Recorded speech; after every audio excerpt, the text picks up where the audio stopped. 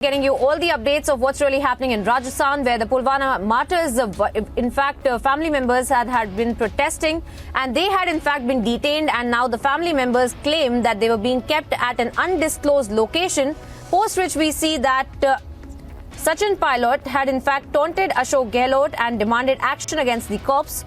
Congress leader Sachin Pilot had in fact hit out at the Rajasthan Chief Minister Ashok Gehlot without naming him over the demands of the widows of the Pulwama martyrs. Pilot condemned the police action on the protesting women and asked on whose advice did they act. कि अगर कोई छोटी मोटी मांगे हैं, किसी की सड़क का है, चार दीवारी का है, मूर्ति का है, उस काम को हम पूरा कर सकते हैं, क्योंकि देश में ऐसा मैसेज नहीं जाना चाहिए कि वीरांगनाओं की बात हम सुनने को भी तैयार नहीं हैं। बात सुनना, मानना ना मानना तो बात की बात है, लेकिन बात को सुनने में किसी को अपनी कोई ईगो सामने नहीं लानी चाहिए। किसी को भी, कोई भी व्यक्ति हो। मेरे घर आई, वो अचानक आ गई, मैंने कहा बैठिए, उनकी बात सुनी, थोड़ा वो जैसे मैं कहा भावुक थी, उनकी बात को मैंने सुना। देखिए, महिला हैं, भावुक हैं, उनकी मानसिक स्थिति क्या होगी, क्या उन पर बीती होगी, तो बड़ी संवेदनशीलता से उनकी बातों को हमने सुनना जाना चाहिए था, और जो पॉसिबल है बताना चाहिए था। अगर नहीं भी करना है तो उनको बैठकर समझाने का काम अगर किया गया होता, मैं समझता हूँ एक बेहतर तरीके से मामले को निपटाया जा सकता था। वीरांगनाओं की बात है, मैं ही समझता हूँ कि इस मुद्दे पर कभी भी और किसी को भी राजनीति नहीं करनी चाहिए। जिन लोगों ने वर्दी पहनकर इस देश की सेवा करने का काम किया और सुप्रीम सैक्रिफाइस जिन्होंने किया है, अपना सब कुछ कुर्बान करने वाले जो लोग, जो इस देश के कारण शहादत उन्होंने दी है, उन लोगों की तुलना करना ही संभव नहीं है।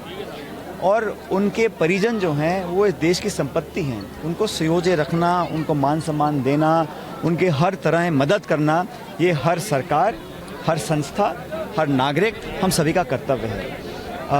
मैं ऐसा मानता हूं कि जो वीरांगनाओं का जो पैकेज है, जो सरकार की सहायता है, केंद्र सरकार की, राज्य सरकार की, वो सब लोगों को मिली है। इसके अलावा भी अगर कोई मांग थी, उन मांगों को मैं ऐसा मानता हूं कि संवेदनशीलता से अगर हम बैठ के इन बातों को सुनते, और किसी भी नागरिक, खासकर ऐसी जो वीरांगना है, जो विधवा है, जिनके पतियों ने देश के लिए शहादत दी है, उन लोगों की बातों को सुनना, संवेदनशील होना, और मांगें कितनी जायज़, कितनी संभव हैं, कानूनी, संवैधानिक जो भी मसले हैं, वो हम सुलझा सकते हैं, आज नहीं तो कल। लेकिन उनकी बातों को सुनना ज़रूरी था। आप सभी जानते हैं कि ये तीनों जो महिलाएं हैं, ये मेरे घर भी आई थी, और मेरा घर कोई मेरा नहीं है, सरकार का घर है। वो मेरे पास आई थी, मैंने उनकी बातों को सुना, मेरे घर पे आई, मैंने उनको खाना खिलाया, जूस पिलाया, और बहुत उत्तेजित थी, बहुत दुखी थी।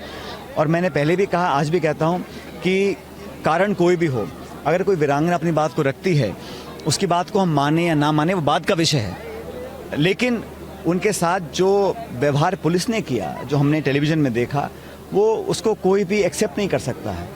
और किसी भी नागरिक के साथ अगर कोई इस प्रकार का व्यवहार करता है, उसको हम एक्सेप्ट नहीं कर सकते। खासकर जो महिला हैं, विधवा हैं, और कोई भी कारण रहा हो, उनकी बातों को मानना, ना मानना, जायज़ रखना, ना रखना, केंद्र सरकार, राज्य सरकार, वो विषय बात का है। लेकिन जिस प्रकार का ट्रीटमेंट किया, जो मेरे को खुद वो बता रही थी, तो मैं खुद बहुत आहत था, और मुझे लगा अगर किसी व्यक्ति ने इस प्रकार की कार्रवाई करवाई है या करी है, तो उसकी जांच कराकर उस पर कार्रवाई करनी चाहिए, मेरा मानना है। मैं आज भी इस बात पर कायम हूँ। जहाँ तक बाकी विषय हैं, उस पर सरकार ने अपनी बात रखी हुई है, लेकिन इस मुद्दे पर किसी को भी राजनीति नहीं करनी चाहिए। हर व्यक्ति को अपनी बात रखने का अधिकार है। धरना देना, प्रदर्शन करना, मांग रखना, ये हमारे लोकतंत्र की एक पहचान है, इसमें किसी को आपत्ति नहीं होनी चाहिए।